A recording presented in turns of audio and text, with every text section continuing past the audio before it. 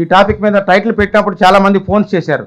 ఇది ఎలాంటి టాపిక్ ఏంటనేది, ఇది మతానికి కులానికి సంబంధం, అసలు దేశభక్తికి పేట్రియాటిజానికి ఏం సంబంధం, దాంతోపాటు అంబేద్కర్ గారి దేశభక్తికి ఎలా అన్వయిస్తారు అనే అంశంలో చెప్పినప్పుడు హూ ఆర్ అన్టచబుల్స్ నుంచి తీసుకోవాలా, మరి ఎక్కడి నుంచి తీసుకోవాలా, ఇప్పుడున్న పరిస్థితులను తీసుకోవాలా అని అన్వయించేటప్పుడు అసలు అస్పృశ్యులయ్యాక మత మార్పిడి జరిగిందా, మత మార్పిడి జరిగాక అస్పృశ్యులయ్యారా అనే ప్రశ్నలు రకరకాలుగా వచ్చినప్పుడు హూ ఆర్ అన్టచబుల్స్ గ్రంథం ఆయన స్పష్టంగా దాన్ని చదివితే ఎక్కడి నుంచి ఎవరు ఎలా కొట్టారు, మత శాస్త్రాలని ఎలా రుద్ది మానవ మెదళ్ళ మీద మిగతా వాళ్ళని డివైడ్ అండ్ రూల్ చేయడానికి ఉపయోగించిన విధానం, ఆయన ఆ శాస్త్రాల్లో ఉన్న లోపాలని ఎత్తి చూపుతూ చాలా పుస్తకాలు వాల్యూమ్స్ రాయడం జరిగింది.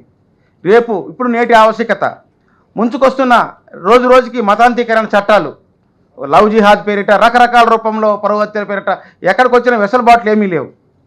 అసలు మతమే కులము, కులమే దైవం, అసలుకి కులమే ఒక దైవంగా మారిపోయింది.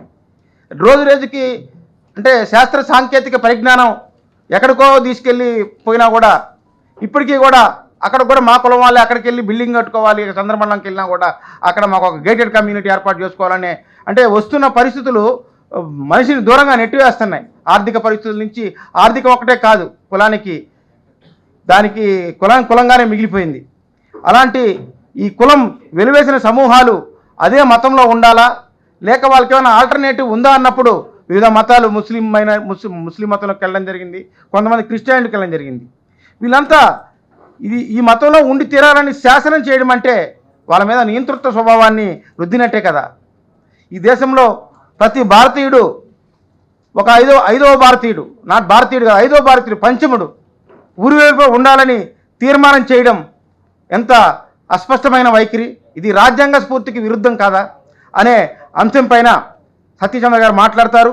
ముఖ్యంగా సాక్షాత్తు బాబాసాహెబ్ అంబేద్కరే ఈ దేశంలో ఎంతోమంది ఎన్నో మతాలు ఆహ్వానిస్తున్నా కూడా ఈ యొక్క మతం యొక్క ప్రభావంతో ఆయన విసిగెత్తిపోయి ఏ మతం చూసినా దాంట్లో ఉన్న సంప్రదాయాలు, విభజన భావాలు, మహిళల పట్ల అరాచకాలు, వివక్షతలు, ఏ మతం చూసినా ప్రాబ్లం సమస్య ఉంది కాబట్టి ఆయన ఆఖరికి ఏ మతం హైందవాన్ని వీడి బౌద్ధాన్ని స్వీకరించడం జరిగింది.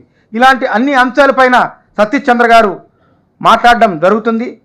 ఈ దేశంలో మతం మారితే దేశభక్తి లేనట్లా అనే అంశం పైన పూర్తిగా సతీష్ చంద్ర గారు వివరిస్తారు. కాబట్టి చివరి వరకు ఈ కార్యక్రమాన్ని విని వెళ్ళవలసిందిగా కోరుతూ ముగిస్తున్నాను. Thank you.